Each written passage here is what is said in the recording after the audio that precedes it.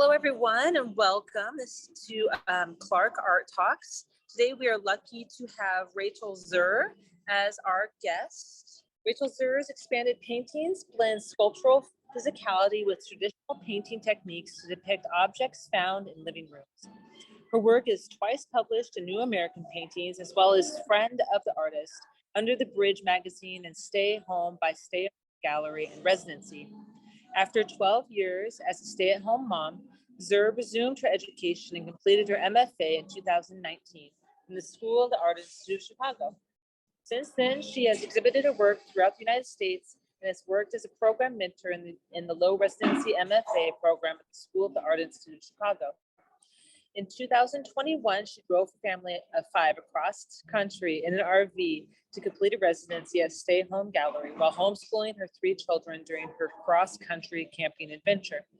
Zur currently resides in the greater Portland Metropolitan area, where she is a member of the artist collectives Carnation Contemporary and Wave Collective. Rachael Zur, welcome. Thank you for having me. Yeah. And so so for all of you here, thank you for coming. Rachael's work is on display at the Archer Gallery until April 12th as part of the Homemaker Show. But today we're lucky because Rachael is in her studio. Rachael, do you want to show us around before we ask a few questions? I'll show you around as we go. Yeah, I did think that, this was a nice opportunity to use Zoom for something that we couldn't do in real life, which would just be having a bunch of people in the studio all at once and not bumping into things. And so just excited to try to be creative with our usage of Zoom. Great, awesome. Yeah, I think that's really smart. So we'll start with a few questions, and at the end, if anybody else has questions, we'll open it up to the group. So first of all, what does an average day in your life look like? Yeah, so we're here in my studio, which is the garage of the house I live in. And since this talk is for the Archer Gallery with Clark College, I wanted to just be transparent with things like that for students, because for myself, when I was a student, I was, and at different points in my career, self-conscious about the different workspaces that I'd have to make the best of.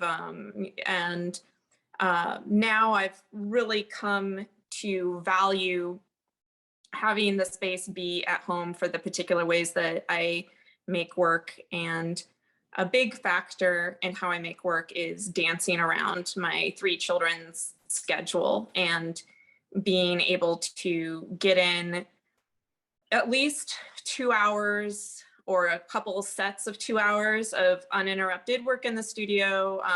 Like weekends, sometimes I can get 5, but just making sure every day that there's a solid block of 2 to 5 hours that I'm working uninterrupted, and then trying to grab these other moments of making between my kids' schedule of, there might just be 20 minutes between explaining to someone how to do a certain ELA question on their homework and then moving off to needing to pick up someone else from sports practice.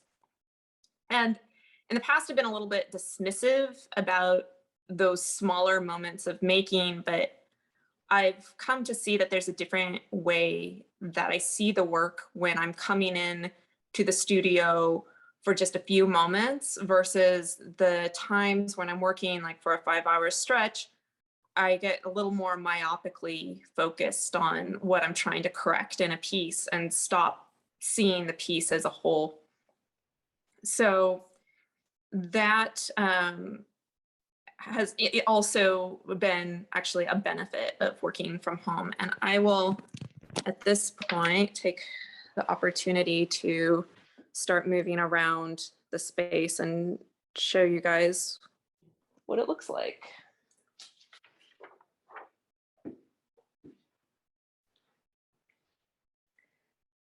So right now we're looking at a completed piece, the arch, which was in a show at Carnation Contemporary a year ago. And then I have some newer works that are starting on the side over here, and they're just bits of paper right now. And then some more completed work on the sides. And that's pretty typical for me to have at least one or two older works up on the wall that I still have, and using it as kind of this way of gauging the progress of the new work that's beginning.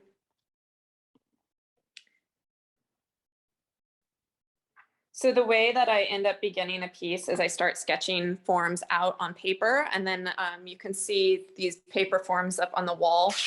I'll cut those out, and it's sort of a way of testing out if the form, the silhouette of the piece is compelling enough in its own right to go ahead and invest the time and materials into building it out the rest of the way.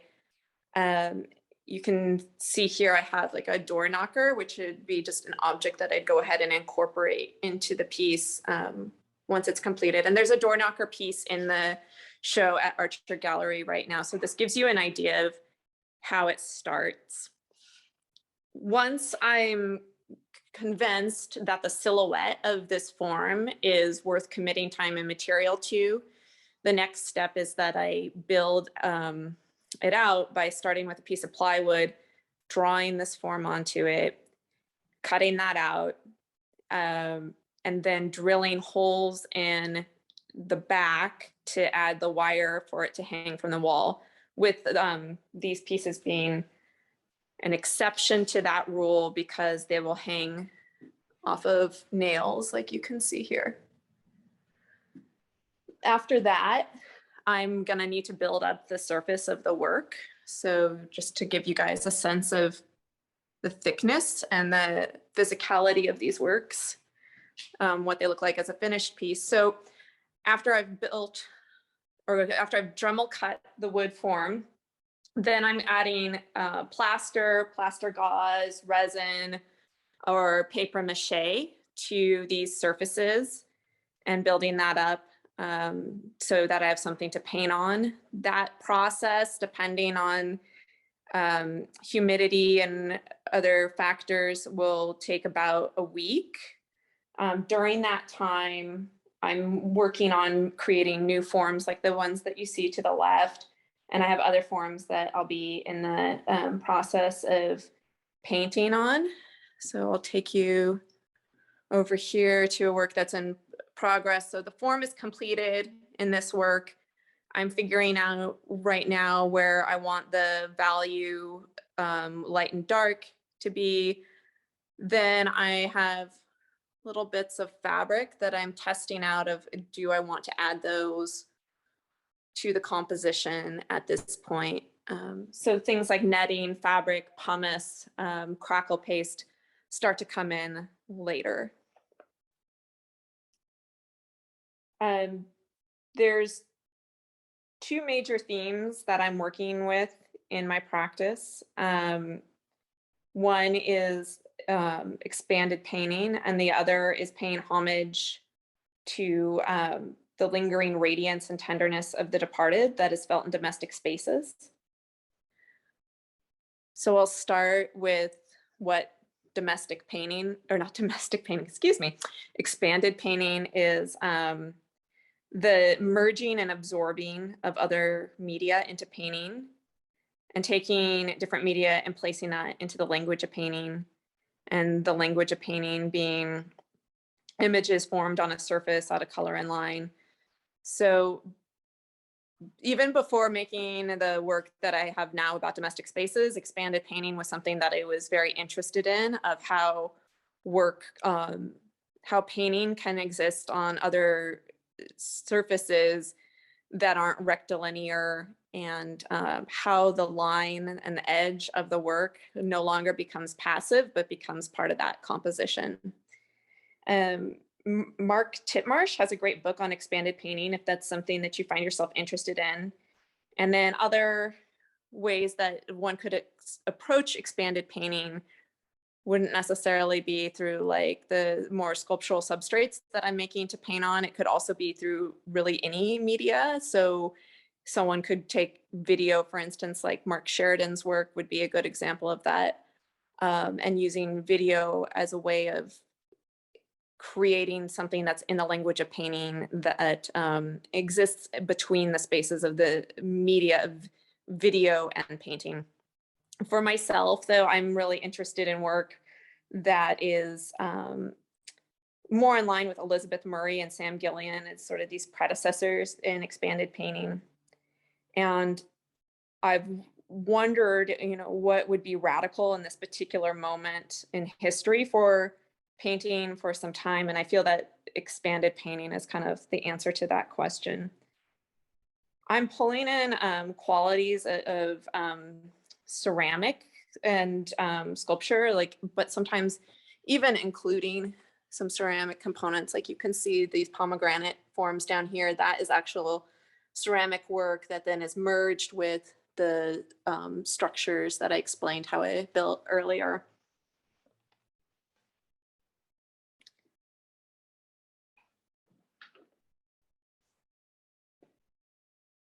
And my interest in the sort of feel of ceramics being a part of this work is sort of twofold. One, I think that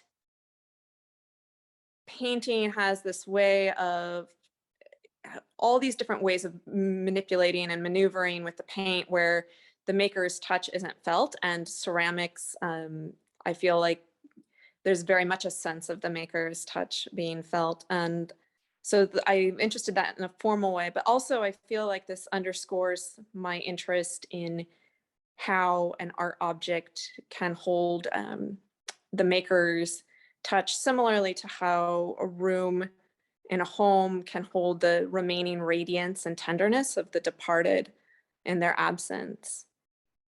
And my interest in this kind of stems from a personal reason that was through my father's work that this became apparent to me as a possibility. My father passed away when I was 4 months old, and he made dinnerware out of ceramics in the 70s up until about 1980.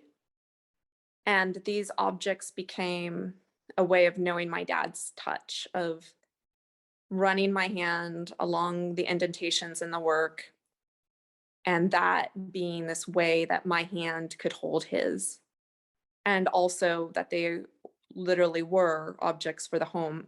This didn't neatly congeal for me right away. It was more of something that I figured out after going through this process of inquiry in grad school, of making sculptures that would hold my late father's work, which was actually a pretty difficult project to do because his work was fixed and had been made for decades, and I was responding to that, and I didn't really have a way of knowing whether my responses were the appropriate aesthetic responses that would be in line with his way of making, other than just really genuinely trying to look and see the work.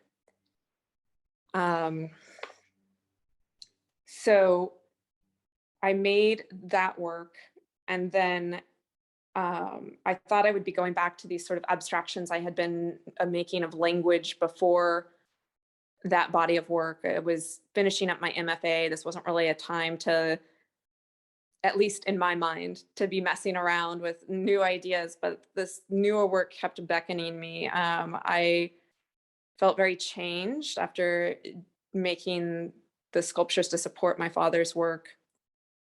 And I kept thinking about this loss of my father from the perspective of my grandparents, and having these dreams about this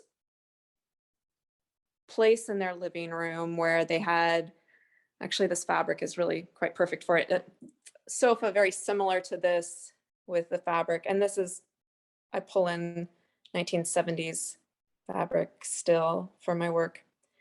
Anyway, the sofa was in their living room. My father's image was next to the sofa a photograph of him at 18 years old. And it really, for me, became this paradoxical time capsule. So I started painting images of my grandmother's living room.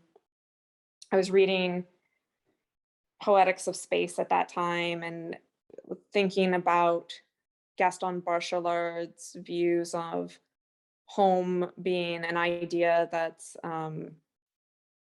created by multiple homes that we've lived in, and they commingle into more of a singular place. And about at that time, one of my closest friends passed away. So then I was making these depictions of living rooms that were both my grandmother's and my friends, and it was commingling. And that seemed like a great way to think of grief as something that sort of commingles and compounds. And then I've also began to research the history of the living room and its predecessor in pre-Civil War North America, which is the parlor room. And the parlor room wasn't just like a place for the nicest objects of the home or entertaining. This was also where dead bodies would be prepared for burial, and was the place for these final acts of care to be given to loved ones. So I've stayed with the living room, even though I know that if I, had to, I could find material in other rooms of the home as far as symbolism. But I've loved this idea of these final acts of care that could be given, and an echo that remains of the departed, and feeling that closeness to them.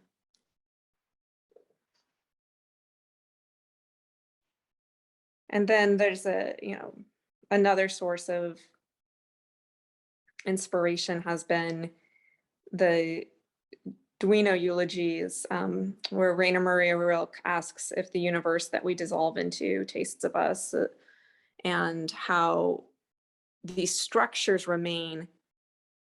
So I've used that as sort of this like grounding thought with continuing forward in this. I don't know if Kendra's still here, so I'm just, I was given some questions. Totally, yeah. Answered most of my questions in this interview. I just love seeing this work, by the way. Gosh. And I love what you said about your father and the books you mentioned. Are there any other bits of inspiration that come from other media or other artists that you might want to mention before we move to the next question? I think, yeah, you had asked me before this meeting, about like other influences. And I think Rudolf Arnheim's work, in particular, his book Visual Thinking, has been a big influence on my practice, even before making this work that has to do with domestic space, of thinking about what is possible for a line to convey, and the way in which a gesture more intelligently, a gesture line drawing, excuse me, how that can more intelligently convey a piece of information than maybe something that's more complex, and how to think about visual perception in the way that I'm using line to both articulate and then complicate the images that I'm making, which line, this is a work in progress right here.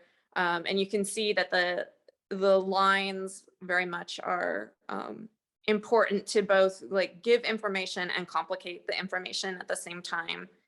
And there's a piece that's in the show at Archer that has two mirrors that also has this sort of almost nautilus shape, which I'm pulling from the astronomical clocks face to get that form.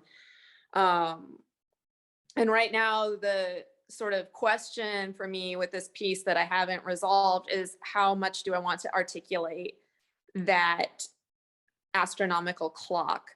Because I like the sense on one hand of referencing the cosmos and how that connects to these humble spaces, how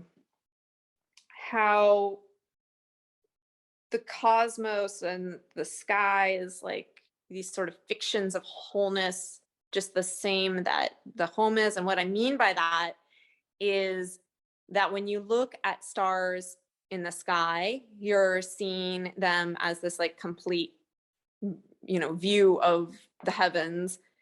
And depending on how far away from Earth they are, the actual image of the star is older than another that it's sitting next to, as if like they're equally existing at the same time, which the image of them, they are not.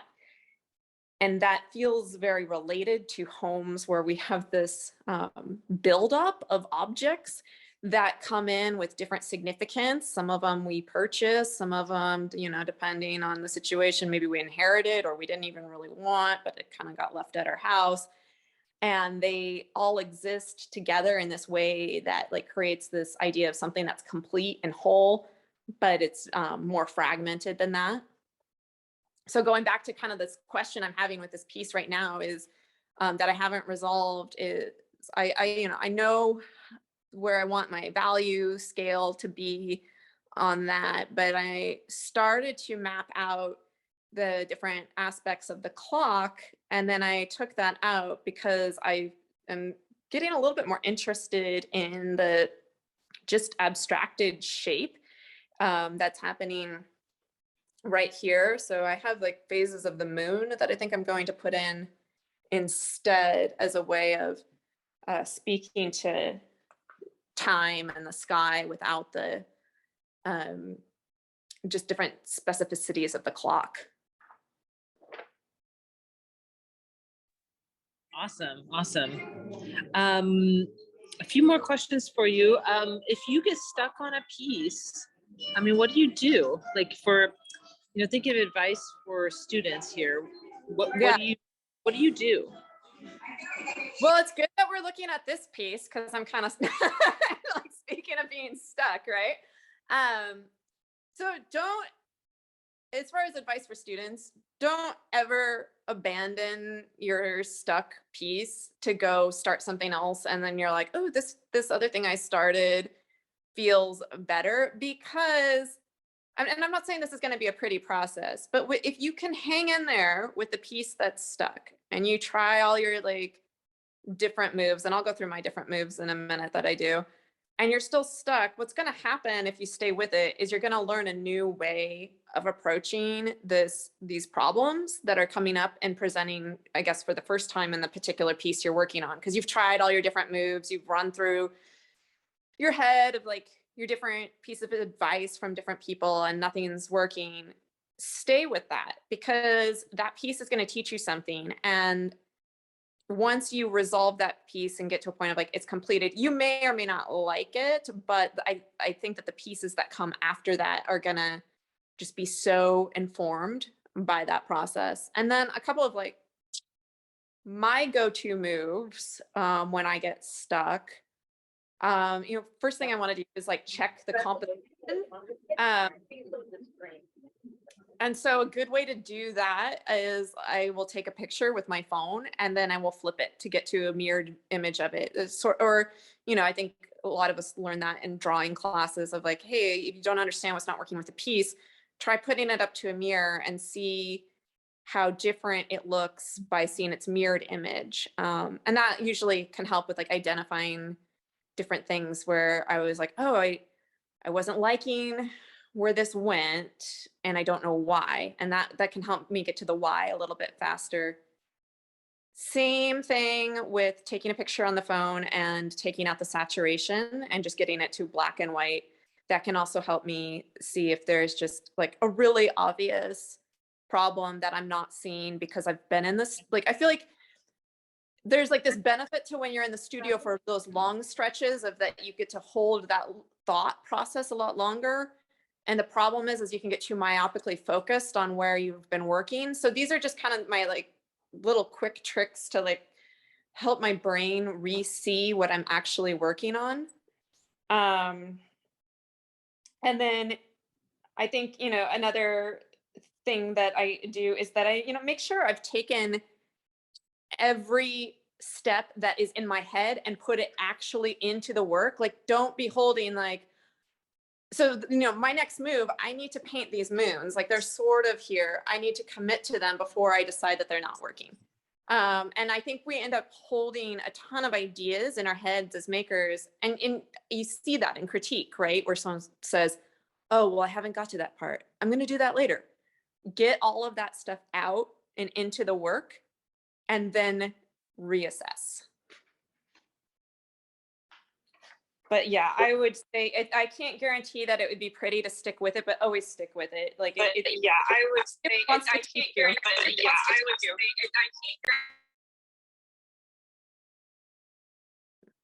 say that was a lot of feedback. Right. It's skipping a little bit. But that's awesome. Thank you so much for that. That's really great. Really good ideas here. And is there any other more general advice you have for an art career? For art career, yeah, I think.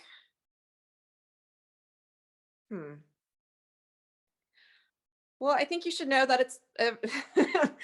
I'm not directing this at you, Kendra. You already know it's hard. Like, I think put your practice first, what you're chasing, and learn how to kind of tune out the other noise, because there's always going to be someone where what you do isn't for them. You're going to have family members who are going to say like, well, why don't you do it this way or that way? Know what your practice is about, like, and guard that. That comes first. Pick opportunities that are really in line with what your work is about. Like, don't just, like this show for me makes a lot of sense because this isn't just a show that's about domestic space with like response to COVID. Like, we're getting into deeper things that I'm really interested in this show, of these sort of spiritual components and acts of tenderness and care that are held in the space. Oh, that wasn't directed at me. I'm sorry. I read the comment and I was like, I'm muted. Sorry. I think that things don't happen at the rate that you would expect them to. So for students who are thinking about going into this, like, you're not necessarily going to get picked up with the gallery the way that used to happen in the 80s. Like, you're going to have to just kind of be freelancing and doing your own thing for a while. I don't have gallery representation at this point. And I've just kind of learned to be really on it with writing my own proposals and getting opportunities that way. Thank you. Thank you so much. I guess, do you think we could open it up to questions from everybody? Yeah, that's Does that great. sound okay? Okay. Yeah. Oh, it's so nice seeing your space, by the way. Love it. I was gonna actually just come back to being a talking head. So I guess what I'll say is, if anybody has any questions and they want to type them in the chat, they're welcome. And then and I'm happy to read them for you. And or if you just want to ask some questions, go ahead and raise your hand or just jump in. Yeah, hey Rachel, it's Tamara. I need to email you back. I'm sorry. Oh no, that's okay. I knew you were getting ready for this talk. It's great to see your studio. And my question is your use of symmetry in your work. Love to hear your thoughts on that. Yeah. I initially was really using symmetry a lot, thinking about the sort of order within spiritual religious institutions, to like how those spaces are kind of mapped out architecturally, and felt like for a long time that was I thought, oh, that's what I'm chasing. That's what I'm doing. I'm mimicking that. And I am, and the arch is, you know, referencing that. But as I was preparing for this talk, I think it was like driving one of my kids to school. I was like, wait a minute. Symmetry is also like in nature, in everything. Like, this is not a man-made phenomena. And so I've been kind of sitting with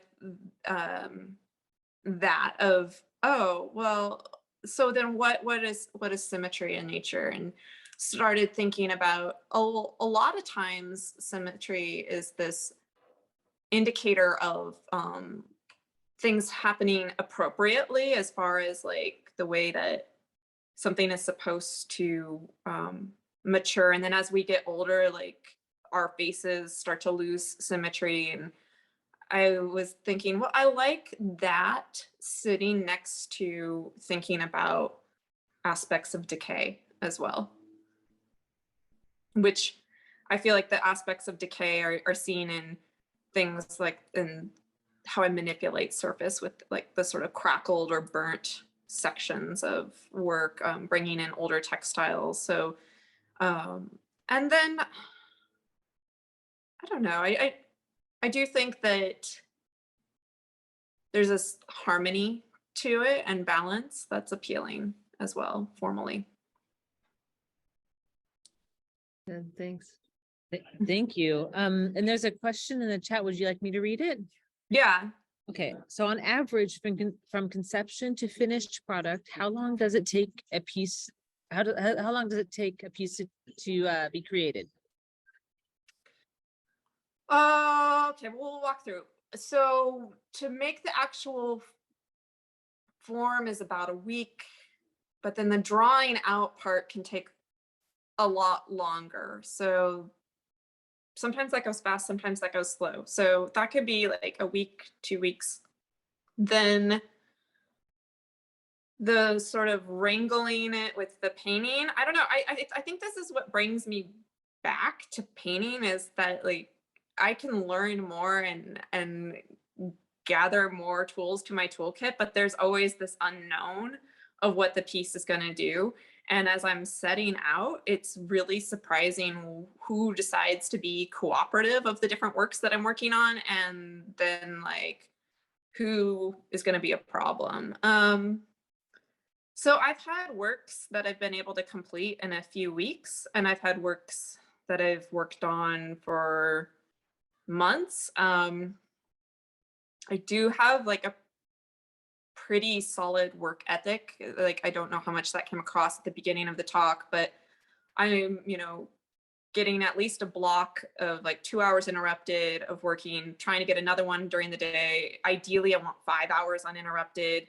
That doesn't always happen. If I'm at a residency, then I can be working about 12 hours uninterrupted. And then I'm also stealing as much time as I can all day long to be thinking about this. I'm taking these pictures on my phone, and while I'm waiting to pick my kid up from somewhere, I'm sitting in the parking lot, like drawing on the photograph of the image, trying to problem solve it. So it's not just like a matter of weeks. It's like I've really invited this series of work to take up a lot of space in my life.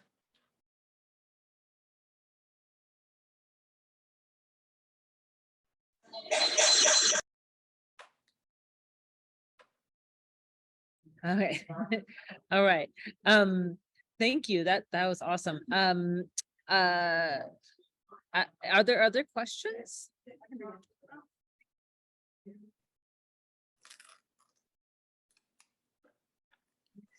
Well, I'm curious about what's next for you. In terms of Are like, there any shows coming up or yeah, projects that you're working on? I have a very abundant spring that I'm kind of hanging on, and it's a good problem to have. I will be going up to Southwester for Arts Week in March. I'm part of a group show in March for Hanson Howard Gallery.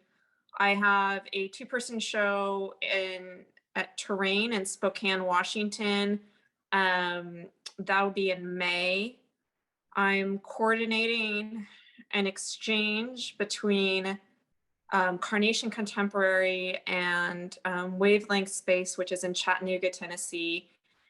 In that particular project, I'm playing the role of curator. I'm not exhibiting, which has been a whole other animal entirely of creative process. And yeah, and then I have a 2-person show July in Ashland, Oregon at Hanson Howard Gallery with Carolyn Hazel Drake. So then after that, things calmed down a little. And then as far as body of work, I feel pretty committed to still investigating the specifics around living rooms and that connection to just the care and the tenderness that's felt from those who are no longer with us. I had an experience this fall where I had surgery, and one of the medications that they gave me, I had like alarmingly bad vision for about a week. Like it was just disalarmingly blurry. And I realized, like, as it was coming back, like the importance of line in my work and how a line can fall into abstraction and then also really clearly depict something. And have something taken away and you realize how important it is to you. So moving forward with the work I'm making, I'm wanting to make sure that I'm still depicting these spaces, but also creating these moments of complication with what the line is doing. Awesome. There's a few questions in the chat. One of them is, where was the first place you publicly shared your work? And then the second one's about the astronomical clock. Okay. Oh, okay, the questions are just pouring in now. So the first one is first place I publicly showed my work, I think, was in a bar in California. No, that's not right.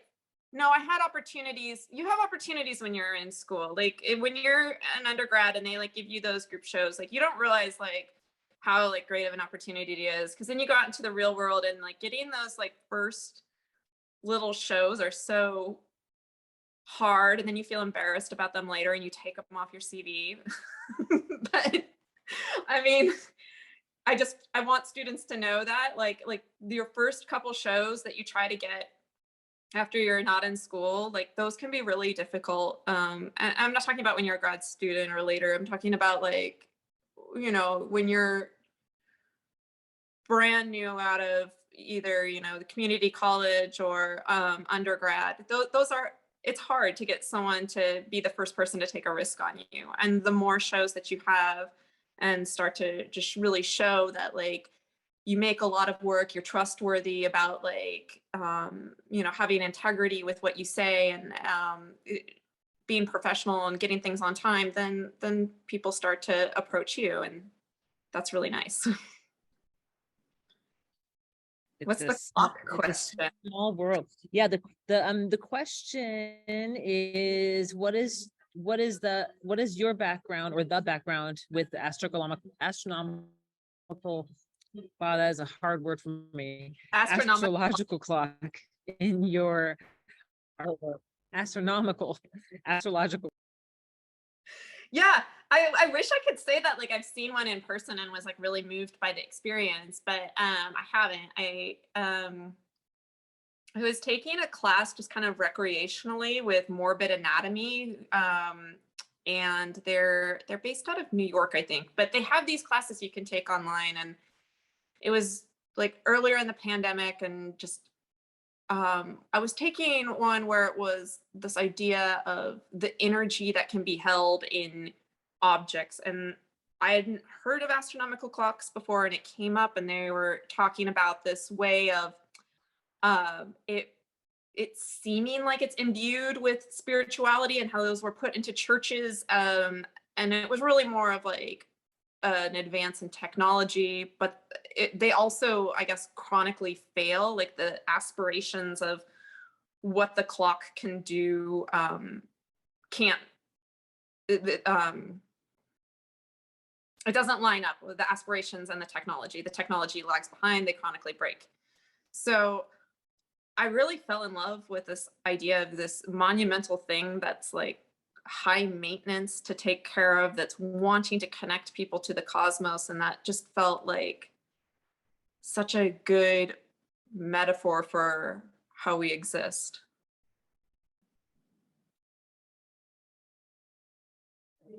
Awesome.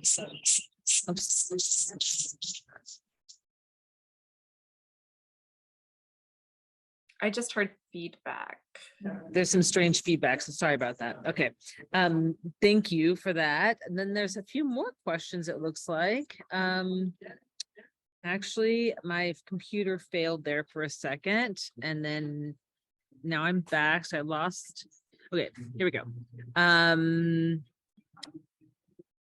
Okay, so Julian asked, or sorry, Victoria asked, do you have a favorite piece or least favorite piece? Yeah, my least favorite piece right now is that guy behind me who I'm still working on, but I think that'll change as we go. Favorite piece.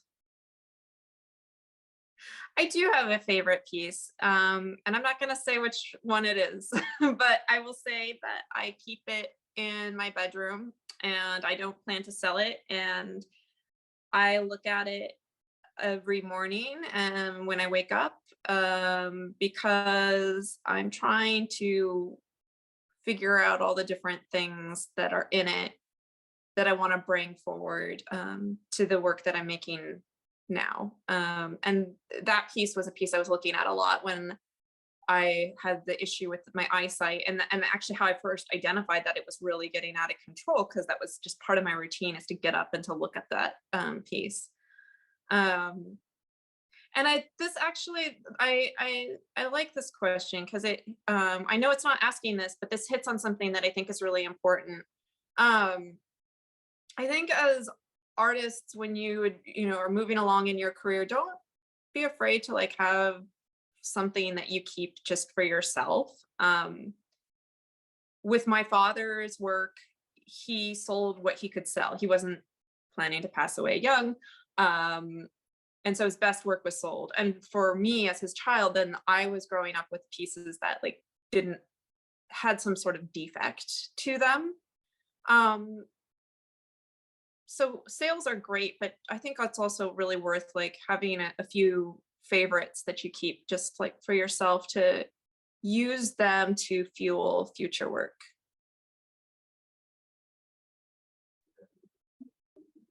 And then Julian asks, what's your biggest motivation factor for crafting these pieces?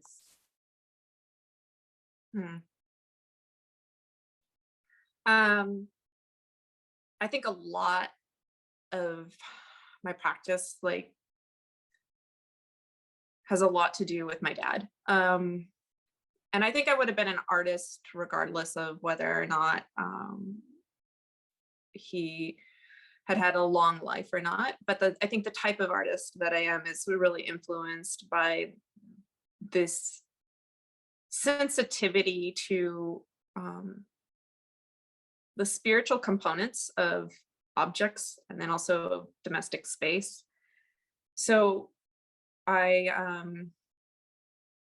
feel like chasing this idea and this inquiry around that has become almost like a quest that I'm on. It's not just like, oh, this is something that I love, but I feel so thoroughly curious and drawn to getting it right. And maybe one of my biggest motivators too is like to understand that I care most about, do I meet my own standards? And those are the hardest ones to meet.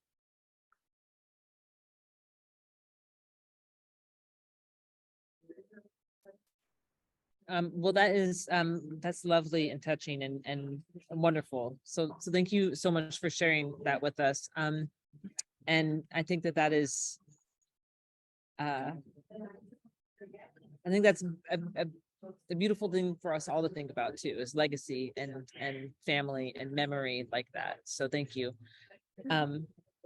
I think we might want to wrap it up soon. Are there any other questions or comments for Rachel?